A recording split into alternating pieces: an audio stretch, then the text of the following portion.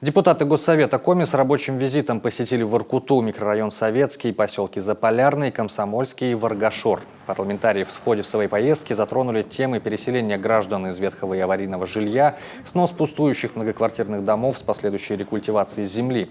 Как отметили депутаты, многие предложения, прозвучавшие на встречах, объективны и справедливы. Например, расселять людей необходимо не внутри поселков, уплотняя тем самым менее ветхие дома, а предоставлять жилье именно в Воркуте. Взносы за капремонт жилья в закрывающихся поселках не мешало бы полностью отменить. Очевидно, что ремонт таких ветхих домов вообще маловероятен. Нужно организовать стабильное авиасообщение из Воркуты с крупными городами России и заменить подвижные ЖД-составы на юг. Необходимо поддерживать и социальную инфраструктуру города. Все предложения от воркутинцев депутаты Госсовета Коми должны детально рассмотреть и проработать, отметили депутаты.